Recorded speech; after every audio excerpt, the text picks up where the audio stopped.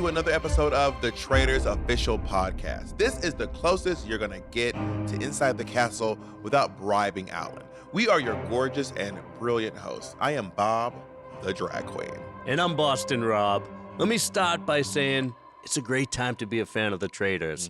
And I'm having a blast watching season 4.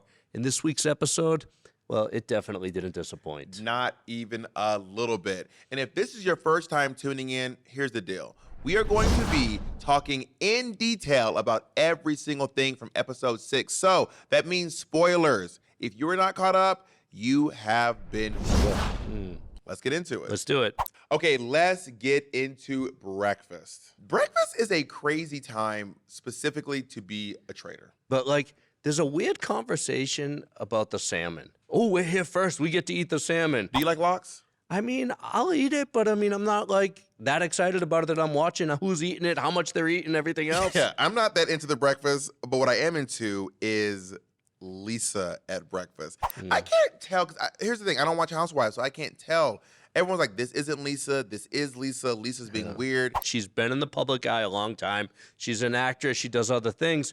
And if all of a sudden Lisa is quiet, her demeanor is not really, you know, out there trying to be out in front like the housewives usually are, that's probably suspicious for some people. Yeah. And they actually happen to be right in this situation. Yes, they are. So we saw last night in the turret, the traitors were told that no one had taken a shield. Yes. So we knew there wasn't going to be a murder, right? But, like, let me ask you, like, do you think the Faithfuls made the right decision in not taking shields? I mean, I would have taken a shield. When I saw 4 shields, 4 of us, let's at least have the conversation. I agree. Like, if I'm a Faithful, if there's an opportunity to get a shield, I want that. I'm going to strive to go get it. This time it worked out. Nobody took it. But I don't think that in the long run, that's a smart play for the Faithfuls. And it can't. In fact, let's look at the traitors talking about it.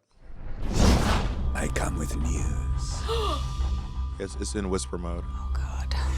There will be no murder. I knew it. Oh, The Faithful resisted the temptation of the shield. I knew it. Like, could she have known? I never said it was going to be easy being a traitor, did I? No. Wow.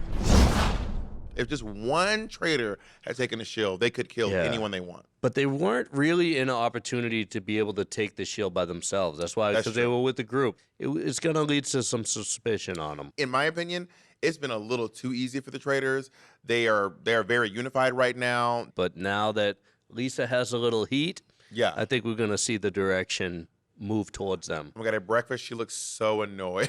Every time she looks at Colton, she's like I can tell that Colton is just a thorn in her side. At breakfast, Colton leans over to Dorinda and he's like, I think Lisa is a traitor. Like, he will not let this go. Any opportunity, anyone who has an ear near him. Yeah, he said something to Natalie, too, at the breakfast. But I think he's telling too many people. It's like he has all his eggs in that basket. So it's either going to work out for him or it's going to end up working against him. Everybody's kind of going for Ron at this point. Yeah. Right? Yeah. They're still hard on Ron. Like Dorinda, so we're back in the castle. Dorinda is very suspicious of Ron. Let's sit in this clip here. He pivots so drastically. 1 minute, he is verbal, he is precise. And then when we're in another situation, he is just observant and quiet. See the eyes? That to me is traitor behavior. Yeah. Well, guys, this is what I will say, is you have to think if he gets up there and says he's a Faithful. I don't think he will be. Are you afraid? I am afraid. And I'm saying this 100%, I'm going Ron tonight. I actually am really afraid that he was the... It's kind of smart a little bit. I mean, is it smart to put all of his cards out there like that? He's telling everything he's gonna do. I know, but he's low-key, like, sending a message to Lisa. That's what I got in that scene. Like, okay, listen, I'm playing along tonight. I'm gonna go Ron, but if not, everybody else, you know, you gotta pay attention. To kind of like put it out there so that if he does go Ron and he ends up being unshielded, that Lisa won't kill him. Yeah. Let's move on and let's discuss this week's mission. Okay. All right. It's not for the faint of heart. No, this one's pretty fierce. They have to solve these puzzles, right? You get these puzzles that are like clues toward the names, Right. but also the names on the headstones are quite similar. So you have to make sure you get it right. And then you run. So basically, you send people out 2 at a time. They go Right. to the tombstone, and you have to match it to the clue that you're being given. They can win $18,000, and they can take a shield, but it will cost you money. And Natalie just goes, if anyone gets a shield, you're getting voted out tonight. That's it. It's like they're using this threat of the person that takes the shield against them. And they're using it to kind of like equalize the playing field. I don't understand the collective groupthink here. And you got to ask yourself, who is the one standing up and saying that all the time? Yeah. And I think this is the beginning of Natalie's heat. This is when Natalie starts getting her heat for real, when she says that. At one point, Jam Jam wants a shield, but Mara will not let him get it. Jam Jam's like, because he is paranoid. Yeah. That's like a little bit because of Survivor, right? Like in the Survivor, the gamer people, like they're used to having immunity. So you see like Natalie, Jam Jam, like they're fighting. They want the shield. Natalie last week fighting to have it, you know? The trauma response. Yeah, I mean, it's just like it's known as safety in that game, and that's what they're bringing here to Traitors. For the most part, they actually did a pretty good job. They got almost every single one right, with the exception of the very first one. They learned the error of their ways. Anyway, let's get back into the castle. I love Back in the Castle because this, for me, is when you gather some of the most important information, especially Back in the Castle after a mission or Back in the Castle after the round table. After the mission and after the round table, like those are the times that are the most telling. Johnny's trying to get a group of people based solely on the numbers. Yeah. And he tries to get Rob into their group. We got a clip. Let's watch it. I'm gonna go fast. What is going on? If we have 8 faithfuls, we control the table. What? If we have 8 people for Colt, This is smart. we can get him out. I feel like he's controlling the game. Guys, this feels crazy. Oh, see, you did Like we've been it. doing the whole time. We have a gut feeling, and then we switch up. They're planning a coup. They're planning to vote Colton out tonight, which kind of took me by surprise. Bye for bro. Sorry. But Colton trusts me a lot, so if I vote for him, it's not gonna look so good for me. But also, I don't want to vote Ron. This game sucks. It's a dilemma. I understand that. I mean, okay, yes, it's a dilemma, but also, here's the thing, and tell me how you feel about this. I feel like Rob was on board. He's like, we are traitors, we are murderers, but now somewhere his emotion, his humanity is affecting his game. He's feeling bad. He's like, well, Colton likes me and Ron's having a hard time. And I'm like, yeah, but do you want to win? I'm telling you, like, we're responsible for this. Rob is a traitor, and he knows eventually he's going to have to get rid of the other traitors. He's good with Ron. He's good with Colton, so he wants to keep his people. So he's going to start steering the ship the other direction. I don't think he should do it this soon. Like, Lisa naturally is going to have heat on her, but he's playing the long game early, I think. So obviously Johnny is doing the numbers game. I personally think they should all listen to Johnny. But Colton is also, I don't think I've ever seen anyone play the game as aggressively as Colton is playing. And he makes a crazy move on Lisa. Let's look at it. I feel like I am a pretty obvious choice for an upcoming murder. No, you're not. So- You have heat. Instead of trying to banish a traitor, I'm gonna try to hold one hostage. I didn't mind this. I kind of liked the thought behind it. Yeah? I am too. Here's what I'll tell you. I want to win this thing with you. The whispering is so big, brother. That's problem number one. He can't win it with her. You protect me in the turn. See, he's trying. Now that looks tricky, the way he did it.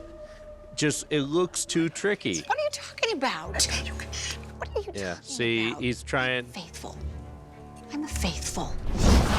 I feel like if Colton stuck to a plan, he would be able to execute something. Yeah. But we watch him change and flip and so much. He's like, he's telling everyone, it's Lisa, it's Lisa, it's Lisa, but I'm going to vote for Ron. but it's Lisa, but I'm gonna vote for Ron. Yeah. And then everyone's like, now he's pulling Lisa aside. He loses credibility. Yes. I think in this scene, in this situation, what he did, like he tried to extort her. And I like that. But he did it in a way where what he offered was undeliverable. He said, I want to win this game with you. A traitor and a faithful can't win together at the end. Impossible. If he presents it like, let's get far and then go after each other, then it kind of like, I'm not going to go after you until we get towards the end. Then it may alleviate her and like keep him safe for a few votes in the turret. If I were Lisa and Colton, I would be avoiding each other. You have nothing to talk about. Yeah. You don't trust me. I don't trust you. Lisa knows they can't win together. Colton strongly suspects that they can't win together. Let's just not talk then. Let's just fight it at the round table. Man, are you ready for this round table? Let's get into it. I cannot stand when no one wants to start the round table. I get it. Because you were there. I started quite a few. But I know you don't like it, but like that's the optimal move to do. Like, don't be the one to lead the charge. What is sending me is that Ron is already holding his chalk. Ron had his tablet. He was like, let's write. We're not going to talk. Let's just start writing. He wanted to go right away. He said, let's do it. If we all go sit here in silence, let's just do it. In the great Colton v. Lisa court case, let's take a look at some of the courtroom footage right now. Here we go. I don't know much about housewives, but I know one thing. You don't go against a housewife. Oh, Candace is pissed. And that first night vote has never sat right with me. And? And I believe you're a traitor. Why is everyone shocked? Oh, I know. Those two are shocked. And I believe you're a traitor. I am a faithful. Oh, no, Lisa, you know better. No. Don't do that. For anybody out there that's ever gonna go play traitors, if you're a traitor and somebody accuses you of being a traitor, do not immediately go right back at that person. Lisa is not good at defending herself. No. She's like, why are you not traitor? She's like, because I'm not. She's not. Why'd you vote for Portia? Because I did. Why'd you? Because I don't know. Yeah, I agree with you wholeheartedly. She's not good at defending herself, and it's like written all over her face. You can see it. When he was like, I want to see the real housewife jump out, I was wishing she would throw a drink of water in his face. I would have been like, baby, if you want the housewife to show up, just throw a drink in his face. I'm like, if you want a housewife, I'm going to give you a housewife, baby. That would have been epic. I think that Colton should have not said anything this round table. Colton should have just sat back. He knows that people are going for Ron. Everyone in the cast was saying it. Just sit back and don't say anything. He literally is feeling the heat early in the round table. Yeah. And everybody seems to be onto him. But almost out of nowhere, here comes Ron, sacrificial lamb, like almost like he raised his hand, like, hey guys, you guys are gonna get rid of Colton? What about me? I think that Ron had a great showing this round table. He almost saved himself, and it was very impressive. I also remember when he was saying, like, well, guys, I guess all you have to do is vote me out, and when you do, you'll realize, you know, who the traitor is. It was almost like he was falling on his sword as a martyr. Yeah.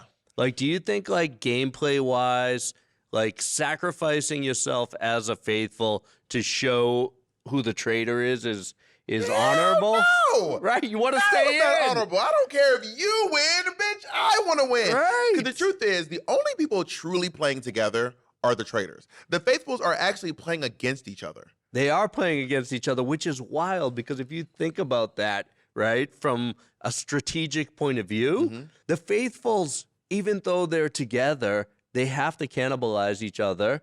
And the traitors who are supposed to be together are the ones that are doing it. You're starting to see it now. There was a lot going on. The table was completely split. I've never seen the votes go this many directions. But ultimately, Ron lost his battle in the castle, and he's voted out. He's gone. I mean, he didn't put up much of a fight either. Can I ask you a genuine question? Yes. What's with these straight guys named Rob with thick accents in the turret acting crazy? What is with traitors named Rob voting against what I honestly I don't know why he voted for. I don't know. Like I just don't think that Rob needed to do that. And then fucking Candace is so mad at Rob. She's eating candy and she just throws a piece of candy.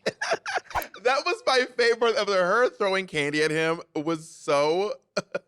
The housewives are here. Yep. The housewives have shown up, honey. So immediately after the round table, they go back to the bar, and Lisa has some choice words.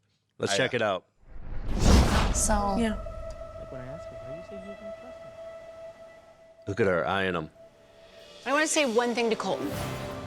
Colton, I've been in this business for 36 years. I just want you to know, I am so much more than a housewife. I know that. I want you to know that. I know. You're an icon and a legend, and you are so confident, and I was expecting more. Expecting. Okay, that's the word I want to say. Don't expect me to be a housewife because I am Lisa fucking Rinna. I know you. Yes. I was Gather Lisa fucking him! Rinna before Housewives, and I am Lisa fucking Rinna after. But watch. Let me just say this to the traitors in this room: if you don't take me out tonight, I will go for every single shield, and I will make it very difficult to take me out anytime later. So use your opportunity tonight to take me out. Wow, that's so. But why would you say that? Kill me! I know, but it's like it's so ballsy. It is ballsy, but like, is the point of the game to win or to be ballsy? Like being like, well, you better kill me tonight because, baby. I didn't say it was smart. Okay. Lisa actually does a pretty decent job being like, you came in here with expectations of me to be something, but you don't know me, right? I am Lisa fucking Rinna, which is such a great moment. She like digs her little size 5 heels into the ground to that castle, and she's like, I am more than just a housewife. And I feel like because she kind of cleared him on that moment, that's when he was like, he was back against the wall, and he was like, well, I'll just be as defensive as possible. So now I'll just say, well, then you better kill me tonight to any traitors in the room. What's ironic about it, though, is by her coming out and being so enthusiastic about who she is, it's proving his point that she hasn't been like that all season. That is true. So usually after the round table, we're going to bed. Yes. But Alan has different plans tonight. We are going to have this big, beautiful black banquet. And obviously, everyone's on guard. No one's comfortable. Alan, as lovely as he is, he doesn't do nice things just for the sake of being nice, at least not in this castle. Right. And in addition, it's making the traitors work. There's going to be a murder in plain sight. And so this is one of those where you got to manipulate someone into doing something. So they have a brooch. They all decide who's going to wear this brooch. Obviously, it would look a little strange if Rob wore the brooch. Of course. And it's going to fall to a housewife because this is big, gaudy, like very, big amulet. And then Lisa's like, I'll do it. Right. Baby, this might be where she signs her death certificate. I mean, it's very bold, but the housewives cannot steer away from any attention-seeking moment. If we were up in the tour together, right, and someone had to wear a brooch, would you have worn it? Absolutely not. And not because it's a brooch, but because I don't want the extra attention. And like, even if it was a baseball cap, you wouldn't wear it. No, thank you. It's a lot of heat. I would have put it on Carolyn. Well, I'll tell you what, this episode was jam-packed. Yes, and we are going to come back and have a deep conversation with the man of 1,000 sweaters, Ron Funches. From Stand Up to Inside Out 2 to the halls of the treacherous castle, please welcome our next guest, the brilliant comedic mind of Ron Funches. Oh, thank you. Welcome, my man. Thank you for having me, Robin Bob. It's a pleasure to have you. Think Ron Robin Bob. Ron Robin Bob. Exactly. I want to talk about some of these looks that you had in this castle. That orange coat. I don't know where that came from, and I don't know where it is now. But I know that I was floored. I think you had some really cool looks in the castle. I really appreciate that. I'm a big fan of style. Ron, I'm not gonna comment on the fashion because I'm not qualified. Oh, I could. Oh, But trust Bob me, I told could tell it by was sitting great. next to you. My God, I dressed up today too. You look nice. So how is it in the castle when you have people who are like from these franchises, the gamers and the housewives, and you were kind of a lone wolf in there? Being a stand-up comic, I usually work by myself and travel a lot, so I'm used to just like being okay with getting to know people and learning about them right from the jump and being open about myself. And I don't watch terribly too much television, so pretty much had to learn about everyone at the castle, which I think was good because it didn't give me any preconceived notions about is this a good person or a bad person. You almost have a little bit of an advantage to fly under the radar in a game like Traitors. Did you feel like you were targeted right away, or did you feel like you had time to create relationships and establish a rapport with people? I think in the beginning I was able to fly under the radar a little bit if I hadn't put myself a little bit out there with making some judgments and accusations towards Portia. I think I probably could have been under the radar a little bit longer. But to be honest with you, I think putting myself out there probably helped me because I ended up being used as cover for the Traitors for quite a bit of my time there. What was going on in your head when people are building their cases against you? It was the most split roundtable of the season. Yeah. The votes were the most split. So what was going on? Were the voices in your head loud? Were the voices at the table loud? All of the above, because I went in going like, okay, this is my last night for sure. You actually haven't had a chance to see it yet. So I want you to look for the very first time at your roundtable.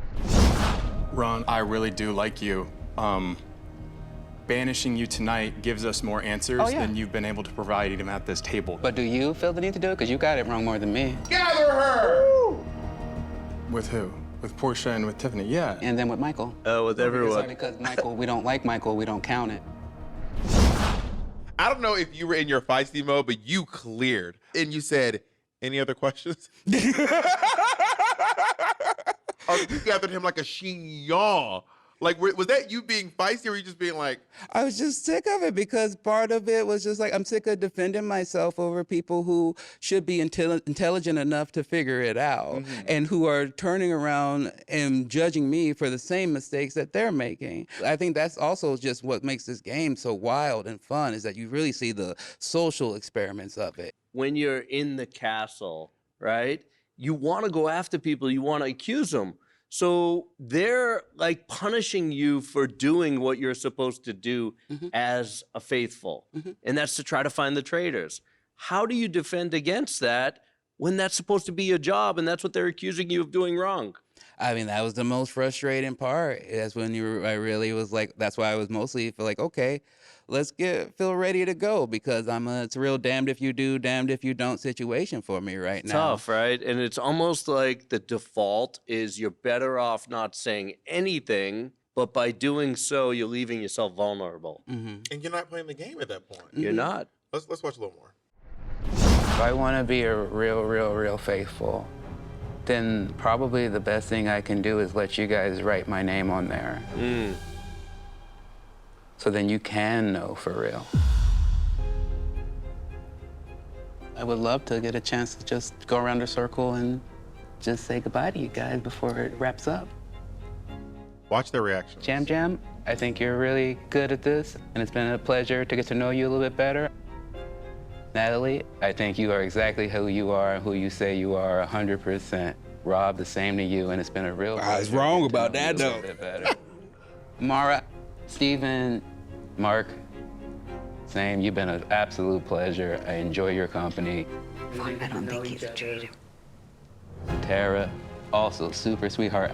Lisa, you are thoughtful and kind. Colton, Eric, you're the best.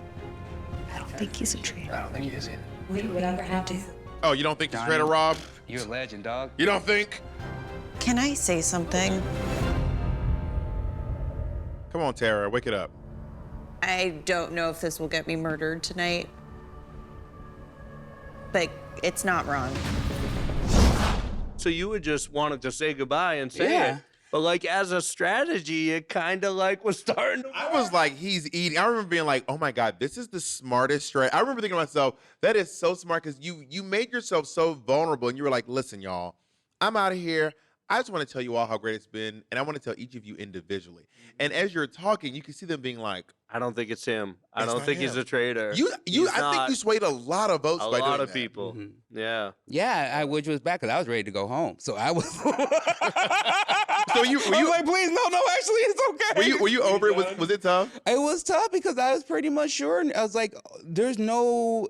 Me as a game player, I would never let me get to the end. There was a moment when Tara spoke up, and mostly personally, it just made me feel better because I really liked Tara, and I had spent a lot of time with her. There's some moments where she was scared, and I held her hand, and one of the people who I felt knew me the most and could feel my heart the most was her. fact that she knows that like I'm probably being voted out, but she feels that she has to stand up at this moment. So it meant a lot to me. Was there anyone you connected with initially that you felt like you could establish some rapport and relationship with? Yeah, eventually it was Donna and Kristen. And Kristen. Because those are people that I knew from before. So then when Donna was revealed to be a traitor and was gone. Did that surprise you when she was revealed to be a traitor? Not by the second night, no. Because no, not by the time when she was talking about how she was starstruck by people and her story was starting to fall apart, you know.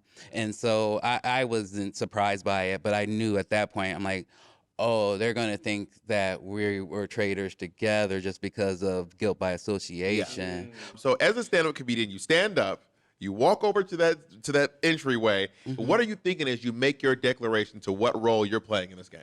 I'm just full of relief and kind of like, okay, here's my chance that I can really tell people how I feel, and because I've been holding my tongue for quite a long time. You know, being a stand-up, part of me that whole time just wanted to be like, oh, I rip you apart for this. I got you for this. I got you. I've been reading you the whole time. But then I'm like, if I do that, I know I'm gone. Yeah. So to be able to, and even still, like I feel like when I felt I was gonna be banished, I was like, oh, you're gonna do this, you're gonna rip them up. But when the time actually happened, I just felt so grateful about like my experiences there. I'd never been to Scotland. I'd never been on a canoe. I'd never like meeting Alan. The canoe of it all. The canoe of it all, girl.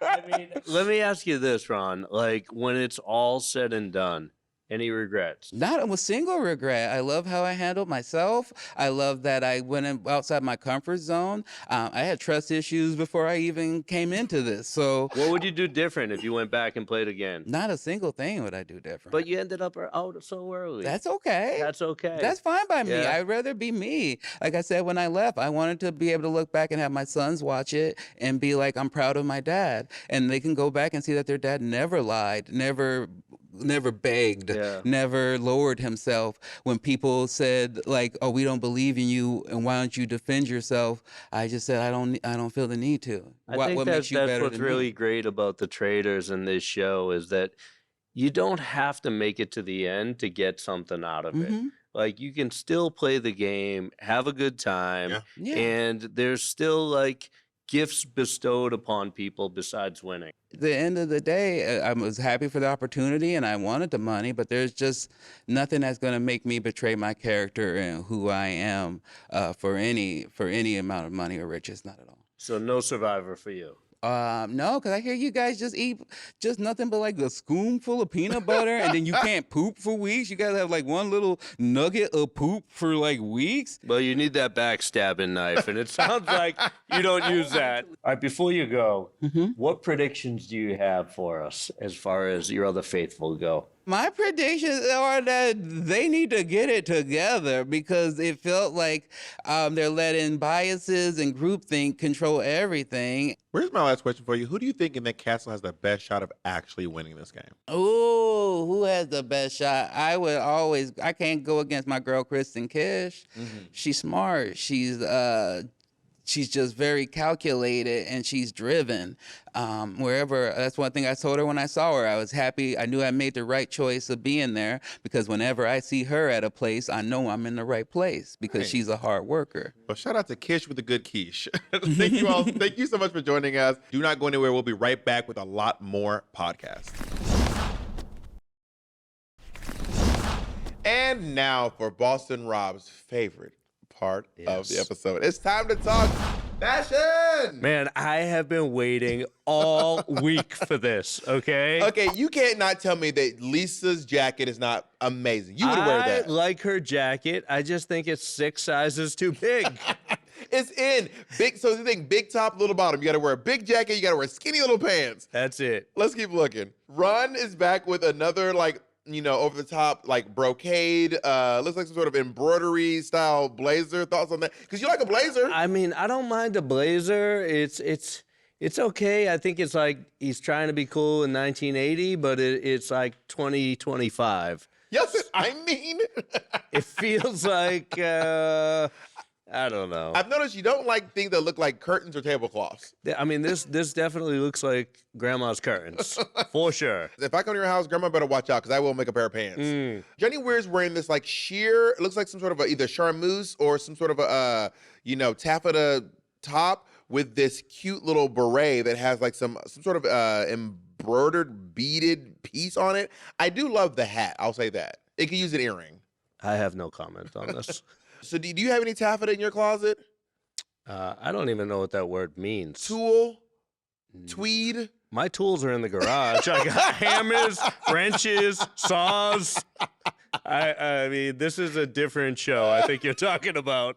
Let's go on to Alan. I love this sash with this embroidery on it. I think it's so over the top. I love this like Elizabethan collar. It's so good. He feel like the spokesman for Bazooka Gum here. Like, I just think like some kind of firecracker or 4th of July celebration. And don't you want to chew some gum now? I kind of do a little bit. So Colton's wearing this, like, it looks like either denim or some sort of a blue top with these patches on it. I think it's really cute. For Colton, this seems like a lot. It feels like something someone in Venice Beach in LA would be wearing. So let's go to Jam Jam. Jam Jam looks like an accountant. He goes, I'll jazz it up with a brooch. I like the suit. It's regular. It feels good. I can't give him a hard time about it. Is regular? I think that's a compliment in if you speak Boston yeah, law. that is. It's a compliment.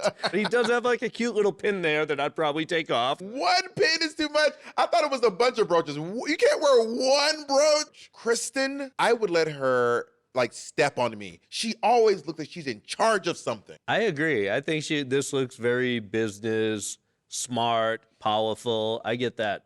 And I get that from her too. Yeah, she's in charge. And oh my God, we agreed on something. What?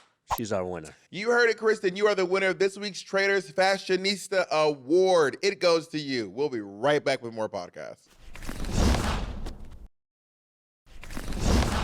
Welcome back to the Traitors official podcast. We're just about out of time, so let's give some final thoughts on this week's episode, what we think is in store. So Lisa is doing a solo mission at this point. It feels like that, and like who are we thinking that she's gonna go after? I would go for someone who is not going to get voted out. I would go for Kristen. I would go for Eric. I would go for, not Natalie, before Natalie, but now the heat is on her, so I would leave her around longer. I also think Colton gets a pass, right? With all his back and forth. I wouldn't touch Colton with a 10-foot pole. He bought him another week. Lisa shouldn't even be looking Colton in the eyes. He's onto her, but he also has heat. Let Colton eat himself alive. Let Colton keep throwing himself out there. You know what's something I learned from you, and it's really smart, and it's stuck with me to this day? When we're in the turret, you always said target the person they would never expect. And it's like, it's always a good choice. Yeah, you got to get someone that no one's going to, because then I just don't want it ever coming back to me. Right. How do you feel about this murder in plain sight compared to the last one? This is wild. Like, I think Lisa's the perfect person to pull this off. However, there's going to be immediate fallout from it. Yeah. I think that with the amount of heat Lisa's got on her, she should have never taken that brooch. I would have given it to Candace. Candace has zero heat on her right now. They should be looking at the Johnny Wares, the Tara Lipinskis, but whether they do or not, I don't know what's going to happen. I mean, I feel like Johnny's trying to create a true, faithful alliance. People are just not getting in line. And he's got Rob in that group. I mean, I don't know how well it's going to work out. I love the sentiment and the idea. I think it's actually smart what he's trying to do, but you got to be sure you got your people. I mean, Rob's ready to turn on the Traitors anyway. It feels like he is. Maybe he'll join. Rob is playing a crazy game. I think Lisa is in a dangerous spot. Candace seems to be the only traitor who is not in a hard spot right now. Candace is basically insulated from any type of outside negative information, and that's a good place to be as a traitor. I think Rob, by his decision at the roundtable to vote for Lisa, put himself in a precarious spot. It almost feels like he's going to start going after the traitors too early, and I wonder about how that's going to affect his relationship in the turret with Candace. I mean, can you speak to me from like what it feels like to be in the turret with people who don't trust you? I mean, of course, and I had that exact situation happen to me where I was at the round table and Danielle had voted against me, and we had to go back up to the turret that night because I made it through. Not pretty. No, it wasn't pretty, and I mean there was a lot of distrust, and it was impossible to move forward because you have to make decisions. Yeah. But now you have distrust amongst people that are supposed to be working together. Yeah. Well, thank you so much for watching. Make sure you watch episode 7 of The Traitors, only on Peacock next Thursday. And you can find us on the official Traitors podcast, dropping after every episode on Peacock, YouTube, and listen and follow wherever you get your podcast so you never miss an episode. And do not forget to follow us on socials at The Traitors US. Bye. Don't die.